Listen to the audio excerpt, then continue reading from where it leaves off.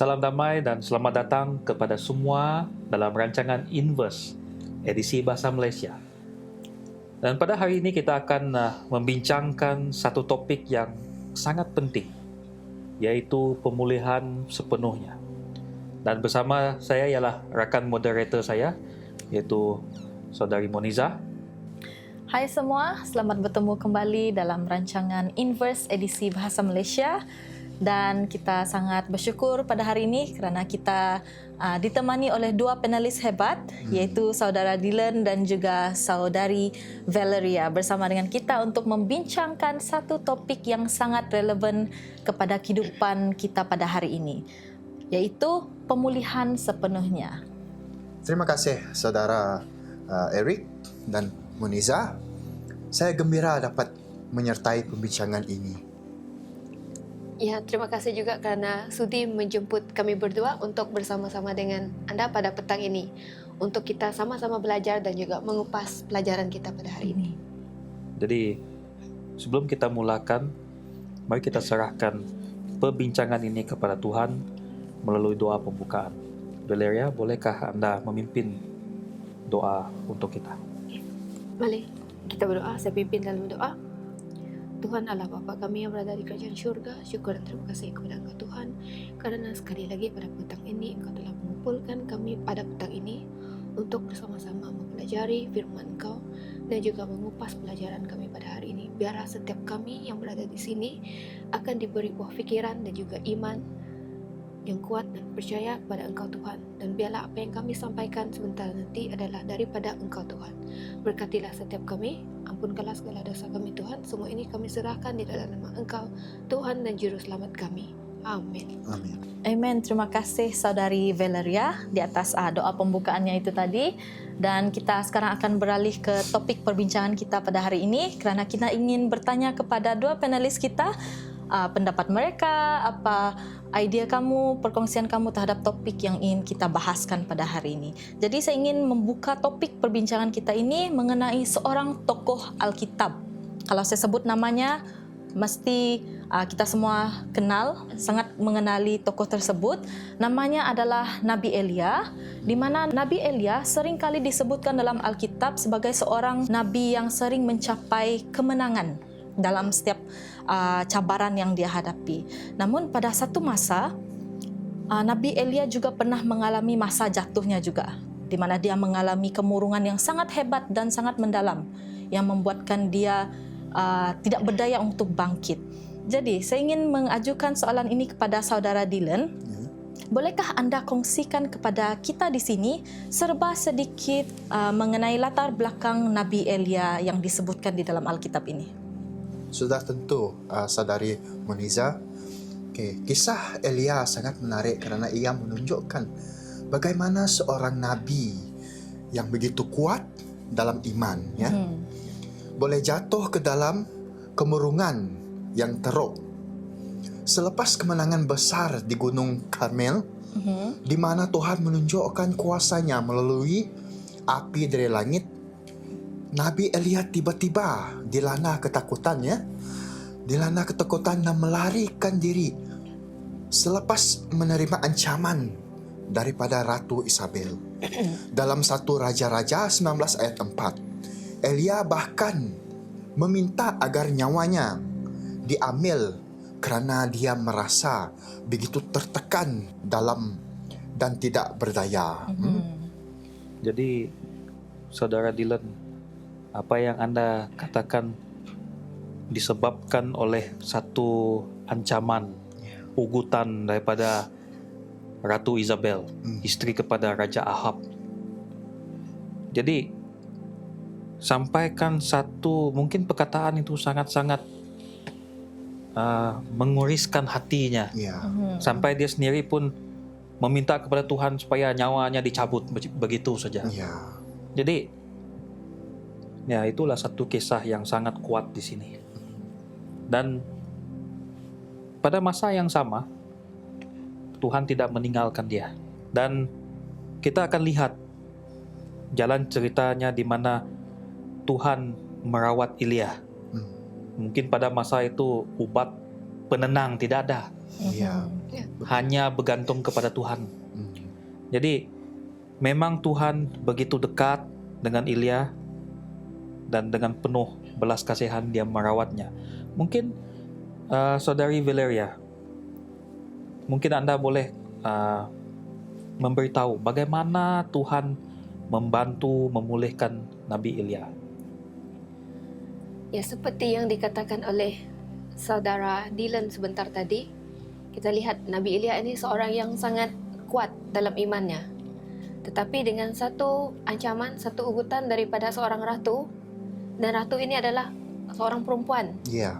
Sedangkan Ilya ini seorang yang sangat diagungkan pada masa itu. Tetapi disebabkan oleh satu ancaman daripada Ratu Isabel ini tadi, dia lemah. Jadi kita tidak lihat ini adalah kejatuhan Ilya sebenarnya, tetapi kita lihat kelemahan Ilya yang dia tunjukkan bukan sahaja kepada mungkin pengikutnya pada masa itu, tetapi yang ditunjukkan kepada Tuhan. Dan Tuhan melihat bagaimana Ilya ini lemah. Tetapi adakah kita lihat, adakah Tuhan meninggalkan Ilya?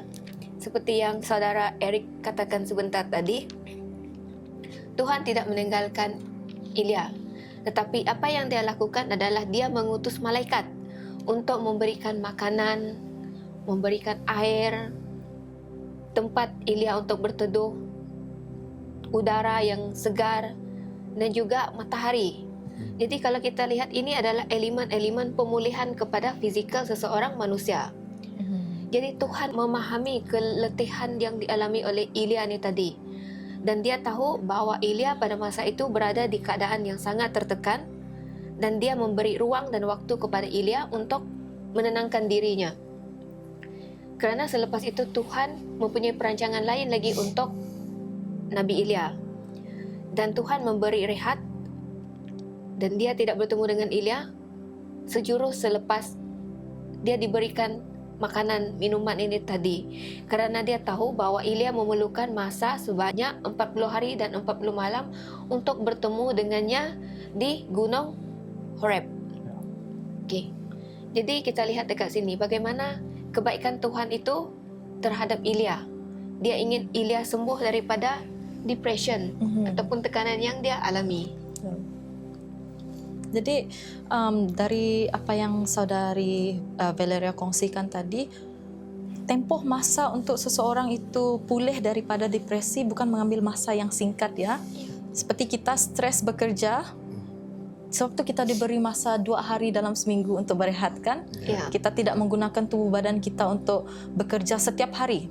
Kita ada hari Sabat yang Tuhan berikan untuk kita berehat, untuk fokus kepada Tuhan, dan hari Ahad untuk kita memulihkan fizikal kita pula. Fizikal kita, mental kita, emosi kita. Kita memang diberi masa untuk berehat.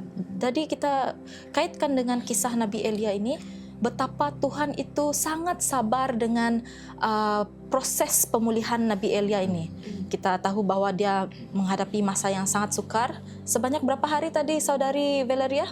40 hari. 40 hari, 40 malam itu adalah tempoh masa yang sangat panjang. Bayangkan dalam tempoh 1 bulan yang lebih. Jadi Tuhan memberikan masa yang sangat panjang untuk Nabi Ilya bertenang untuk sembuh sepenuhnya. Ya, bukan dari segi fizikal sahaja, tapi dari segi mental, emosi, dan yang paling penting adalah kerohanian Nabi Ilya sendiri sebelum Nabi Ilya boleh bangkit semula untuk meneruskan misinya. 40 hari 40 malam tu. Saya rasa nombor 40 itu adalah satu perkara signifikan yang sangat istimewa. Di mana selepas 40 hari dia dipulihkan. So dia dipulihkan oleh Tuhan. Dan saya rasa orang Israel pun dipulihkan 40 tahun di padang gurun itu. Sampai mereka boleh menjejak kaki di tanah perjanjian itu. Dan balik lagi di hujungnya, di awalnya, Nabi Nuh 40 hari 40 malam dalam batra itu. Betul. Jadi itulah kita lihat memang nombor 40 ni ada keistimewaannya keistimewaan. Ya, banyak event dalam Alkitab yang mengaitkan nombor 40. Ya, 40 dan 7 dan banyak lagi lah. Ya. Tapi yang ini kita lihat Fokuskan 40 hari untuk pemulihan. ya. Pemulihan dalaman Ya. yang dimana mental kita tidak dapat melihat keadaan mental, emosi, spiritual kita. Saya rasa mungkin kalau kita mengalami kemurahan, mungkin kita boleh coba juga 40 hari, 40 malam ini. Berpuasa. Saya rasa mungkin kita akan dipulihkan sepenuhnya lah. Mungkin kita boleh coba. Boleh Iya. coba. Boleh itu coba. Jadi begitulah kisah Nabi Elia, kisah di mana dia jatuh bukan bermaksud dia kalah ya, tapi ini adalah jatuh dari segi dalaman dia, kesehatan dalaman dia, mental, physical, emosi, spiritual dia semua di dalam. Jadi ini sangat berkait rapat dengan keadaan physical dan mental Nabi Elia ya. Jadi saya ingin mengajukan soalan kepada saudara Dylan. Oke, bolehkah kamu kongsikan dengan kami di sini bagaimana kita boleh menjaga hubungan antara physical dan juga mental kita ini dalam kehidupan harian kita? Sudah tentu, Saudari Moniza ya. Kita dapat pelajari daripada kisah Elia bahawa pemulihan minda bermula dengan menjaga tubuh kita ya. Ini termasuk mendapat tidur yang cukup, makan makanan yang sehat seperti buah-buahan, benar-benar yang semula jadi macam tu, macam buah-buahan lah. Itu yang harus kita makan untuk menjaga tubuh kita ya. Dengan ini kita boleh bersenam dengan meluangkan masa di luar rumah untuk mendapatkan cahaya matahari dan udara segar. Seperti yang disebutkan dalam Kejadian 1 ayat 29, dia mengatakan di sana, Tuhan memberikan kita makanan yang terbaik untuk kesihatan kita ya. Seperti buah-buahan, sayur-sayuran, bijirin dan kacang-kacang. Itu yang Tuhan berikan untuk kita makan, untuk kita mendapatkan tubuh badan kita yang sehat. Ya. Betul. Okay, itu yang saya pelajari daripada kisah Elia ini. Betul. Jadi kalau dari message kesehatan, eat your colors. Ya, it's your colors. Sebab Tuhan menciptakan semua isi dalam dunia ini bermacam-macam warna. Ya. Termasuklah buah-buahan, sayur-sayuran. Tidak patut kita hanya makan buah warna merah saja. Ya, betul memang. Warna kuning, sebab dia warna kuning kita tidak mau. Mungkin dia masam. Kita makan ikut favorite color kita. Ya. Ataupun kalau yang hijau itu buah durian saja. Ya. Pun tidak bagus juga kalau Betul. kita tiap hari makan buah durian. Betul itu. Ya. Yang manis-manis kita makan setiap hari kita makan itu. Yang masam tuh kita ketepikan. Jadi boleh juga kita makan. Tapi seimbang. Supaya kita itulah dapat semua nutrien yang sama rata. Ya. Betul. Dalam sayuran pun tak patut kita memakan cili saja. Makan tomato yang warna merah. Yalah. Ataupun tak patut kita memakan yang hijau saja, sawi, kangkung, bayam. Itu sebabnya Tuhan menciptakan semua ada warna tersendirinya dan masing-masing itu Ya, khasiat. ada khasiat yang lainan. Ya. Segala vitamin, mineral dia. Jadi kalau kita lihat balik, dalam masa kita menjaga kesehatan kita, physical, mental, seperti yang saudara Dylan katakan tadi, harus tidur yang cukup, ada tidur yang cukup, makan makanan sehat, bersenam, dan meluangkan masa di luar rumah, dapatkan cahaya matahari, ataupun Udara. boleh dikatakanlah new start, ataupun add treasures. Jadi bagaimana pula dengan teknologi? Sekarang ini kita dalam era teknologi ini. Di semua di ujung jari saja, ketek saja dah. Dalam masa yang sama, teknologi juga boleh menjadi satu cabaran kepada keseimbangan hidup kita. Mungkin saudari Valeria, mungkin ada pendapat tentang perkara ini. Ya, kalau kita lihat pada masa ini, teknologi itu mempunyai cabaran yang sangat besar di dalam kehidupan kita, di dalam pelayanan kita, dan juga di dalam hubungan kita dengan Tuhan. Kalau kita lihat pada zaman dahulu. Apabila kita ingin menghantar surat atau menghantar kabar, kita menulis di sekeping kertas dan kita postkannya di pos laju untuk ianya sampai kepada rakan-rakan kita. Jadi itu adalah proses. Dan kemudian kita beralih kepada penggunaan telefon. Tetapi belum ada lagi pesanan ringkas. Ya.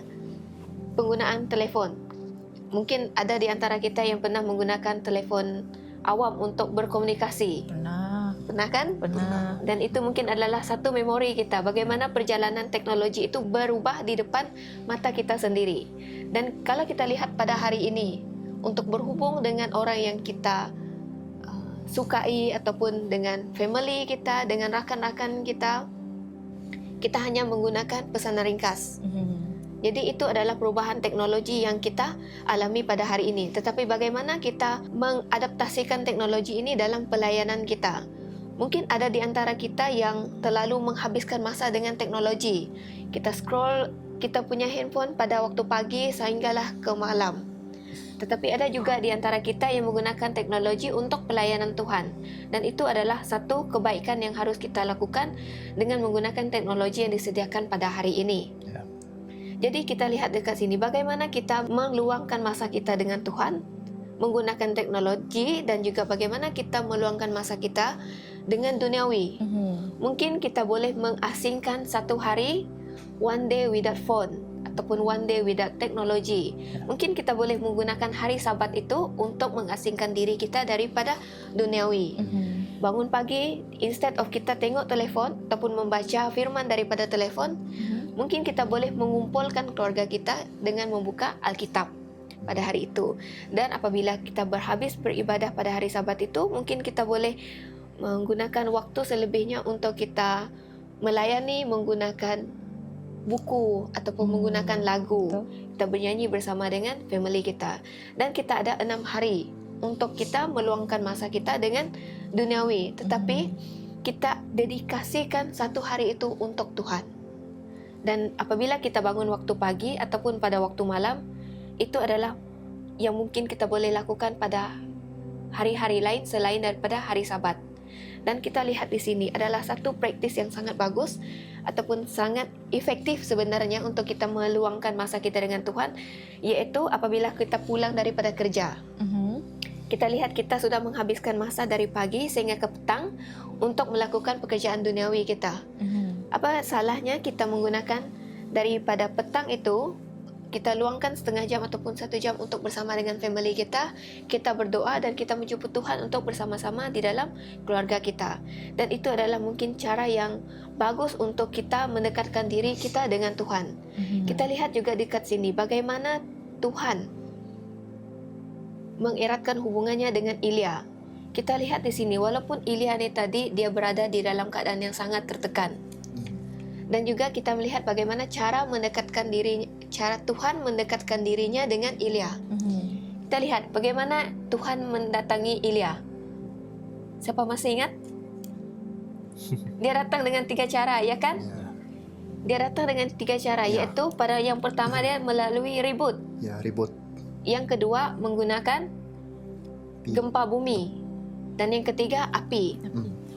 Tetapi ini adalah satu drama yang mungkin memisahkan kita dengan apa yang ingin Tuhan sampaikan kepada kita. Ini adalah salah satu interaksi apa yang kita panggil tu bukan interaksi, dia macam satu gangguan untuk kita berhubungan dengan Tuhan.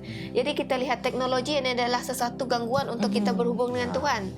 Tetapi dengan keadaan yang senyap, dengan keadaan yang tenang, dengan keadaan yang sangat dingin, kita lihat Ilya dapat berhubung dengan Tuhan. Dia dapat mendengar suara Tuhan. Jadi Tuhan juga ingin kita menggunakan satu waktu untuk kita mendedikasikan diri kita berada di dalam keadaan yang sunyi, supaya dengan keadaan itu kita dapat mendengar suara Tuhan. Betul. Saya sangat setuju dengan perkongsian Saudari Valeria tadi, bagaimana kita boleh memfokuskan diri kita untuk mendengar suara Tuhan di saat-saat genting, saat kita menghadapi pencobaan yang dahsyat, kita katakannya dalam kehidupan kita. Sebab apabila masalah berlaku dalam kehidupan kita, kita mempunyai tendensi untuk fokus kepada masalah, Iya, betul. bukan untuk mencari Tuhan dalam permasalahan tersebut ya. Saya percaya kita pernah menghadapi permasalahan dalam kehidupan kita ya, di mana kita akan fokus untuk mencari jalan penyelesaian dan macam mana nak selesaikan, tanpa kita berfikir semula Cara untuk kita berhubung dengan Tuhan. untuk kita berhubung dengan Tuhan untuk menyelesaikan masalah tersebut. Kita cenderung untuk saya boleh selesaikan masalah ini menggunakan kekuatan saya sendiri. Tetapi kita lupa bahawa kekuatan kita ini datangnya daripada Tuhan. Ya. Jadi terima kasih Saudari Valeria atas perkongsian tersebut.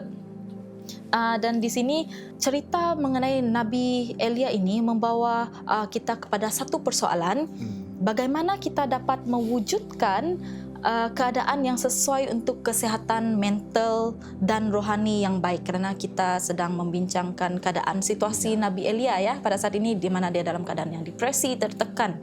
Jadi kita ingin mengetahui bagaimana kita boleh mewujudkan keadaan yang sesuai untuk kesihatan mental kita dan juga rohani kita yang baik. Jadi Saudara Dylan, bolehkah anda kongsikan idea mengenai perkara ini?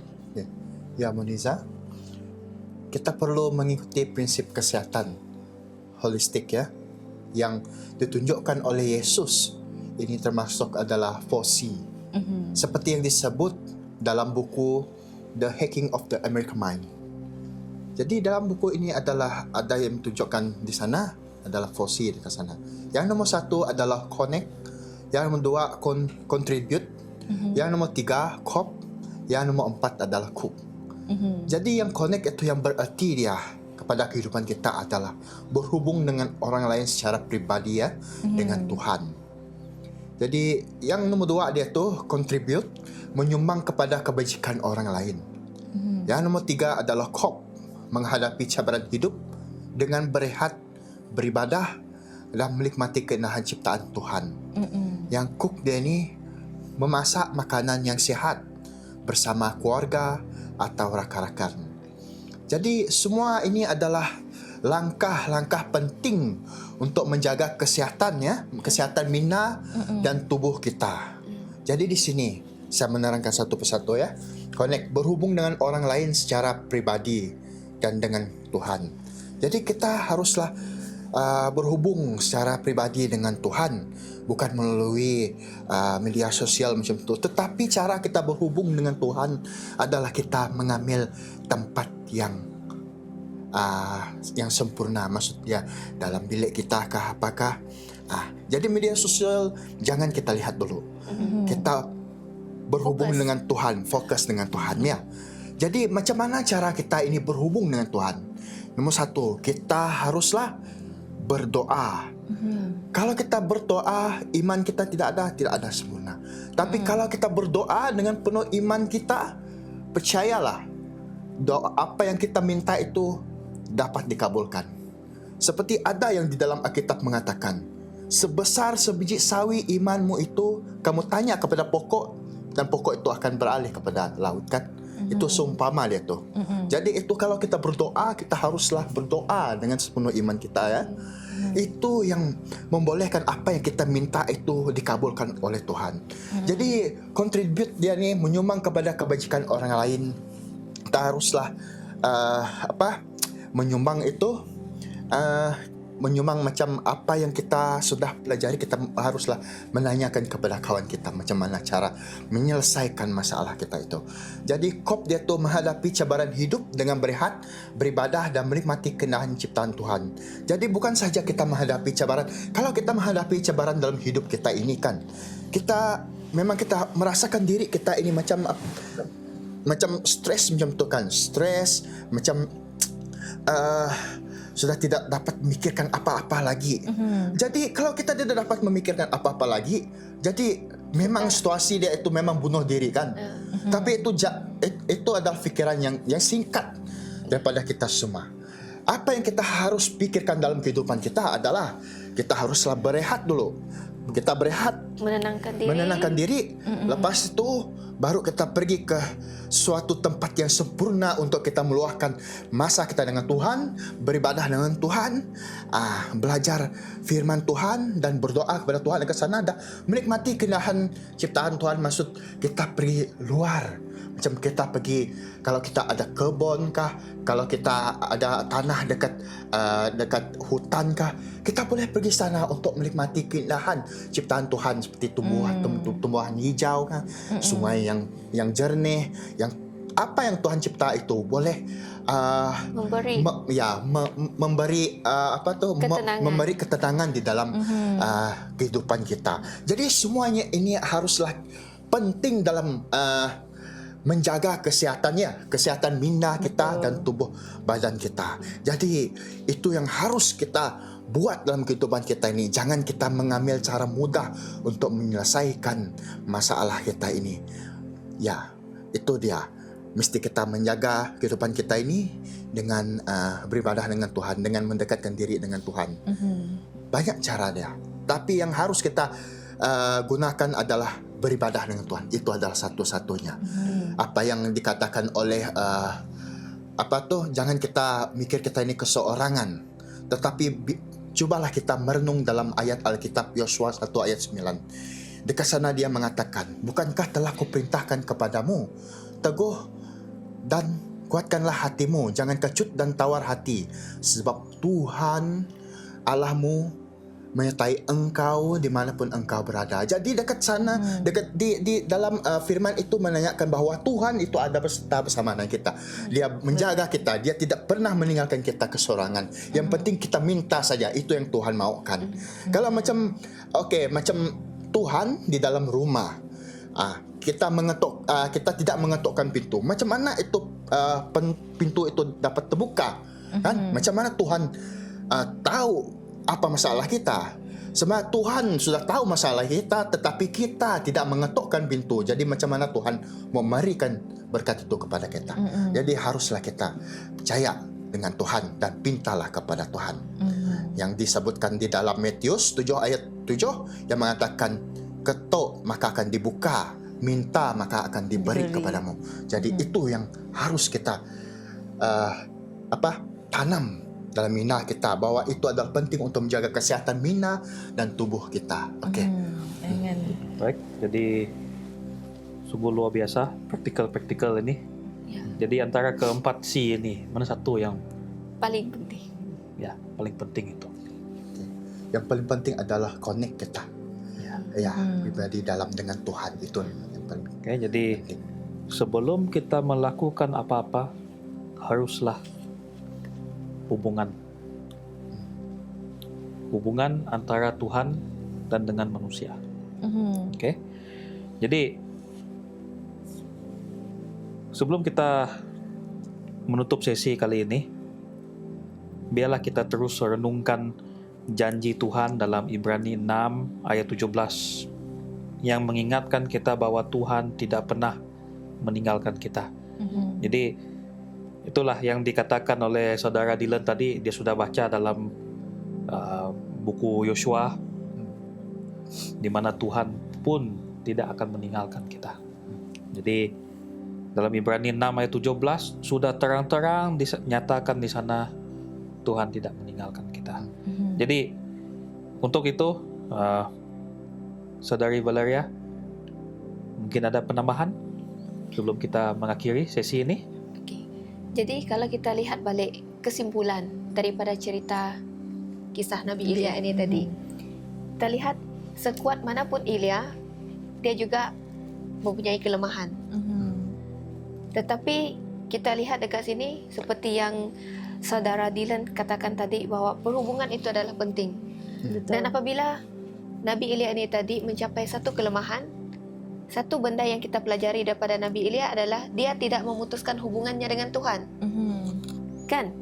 Sebab walaupun dia berada di gua itu tadi, dia masih berdoa dengan Tuhan. Jadi disebabkan oleh kesungguhan Ilya ini tadi, Tuhan masih menjaga dia. Walaupun Tuhan tidak menjaga dia secara fizikal untuk bersama dengan Ilya, tetapi dia mengutuskan malaikat untuk bersama dengan Ilya. Jadi kita lihat dekat sini, kelemahan seseorang itu bukanlah penghalang untuk kita menjauhkan Tuhan. Betul. Mungkin setiap kita juga mengalami kelemahan, titik kelemahan kita seperti Nabi Elia ini tadi. Mungkin kita pernah mengalami satu keadaan di mana kita ingin berputus asa.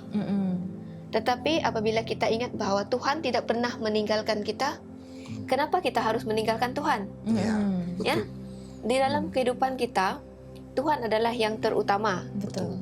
Di dalam saat bagaimanapun keadaan kita, ingat bahwa Tuhan tidak pernah meninggalkan kita.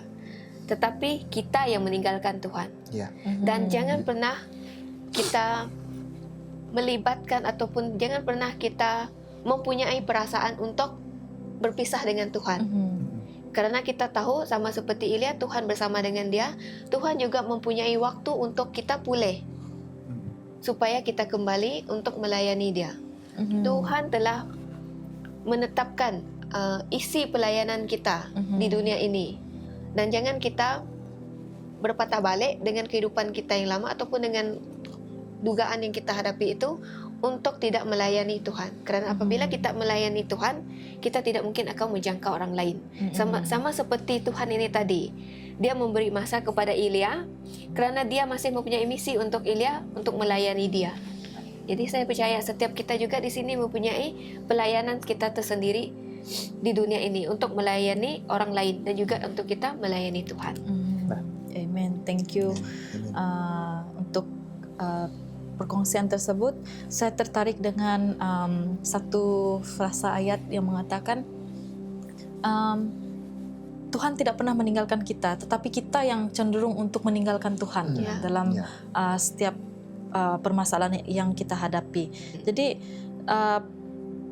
topik yang kita bincangkan hari ini, dia membawa kita fokus kepada walaupun tajuk kita adalah pemulihan sepenuhnya, yaitu pemulihan bagi Nabi Elia untuk dia bangkit semula, tapi dia juga membawa kita kepada satu pengajaran yang kita boleh ambil dalam kehidupan kita, di mana sejatuh manapun kita dalam kehidupan kita itu, dalam masalah yang kita hadapi, jangan pernah lupa untuk mencari Tuhan. Kerana Tuhan, dia tidak pernah meninggalkan kita jatuh sendiri. Dia sedia untuk menghulurkan tangannya, tetapi itu adalah bergantung kepada kita, adakah kita akan mencapai tangan Tuhan ataupun kita membiarkan diri kita jatuh dan sejatuh-jatuhnya. Jadi ini memberikan kita satu peringatan dalam kehidupan kita bahwa Tuhan, dia tidak pernah meninggalkan kita walaupun kita berada di situasi yang paling bawah dalam kehidupan kita, ya.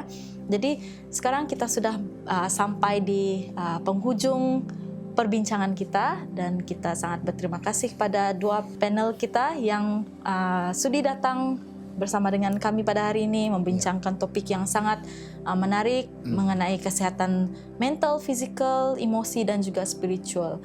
Jadi untuk mengakhiri perbincangan kita pada hari ini, saya ingin menjemput Saudara Dylan untuk memimpin kita dalam doa penutupan. Okey, mari kita berdoa. Ya Bapa kami yang bertata di dalam kerajaan syurga, Tuhan, kami bersyukur atas apa yang kami pelajari daripada kisah Elia ini, Tuhan, yang menanyakan bahawa Engkau, Tuhan, tidak pernah meninggalkan Nabi Elia, Tuhan, dan Engkau mengutuskan malaikat Engkau untuk menjaga Nabi Elia walaupun banyak tantangan daripada gempa bumi, daripada api, Tuhan, dan daripada ribut, Tuhan. Tetapi Engkau tidak membiarkan hamba Engkau mengalami semua cubaan itu, Tuhan. Tuhan, begitu juga dengan kami di sini, Tuhan. Walaupun kami ini telah jauh daripada Tuhan, tetapi kami minta Tuhan untuk senantiasa berserta bersama dengan kami, Tuhan.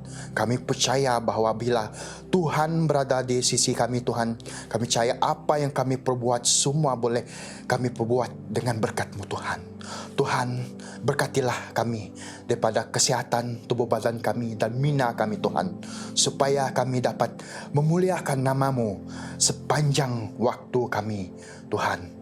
Tuhan, walaupun bagaimanapun begitu, Tuhan, kami memberi apa yang kami bincang ini, Tuhan, di dalam tangan-Mu, Tuhan.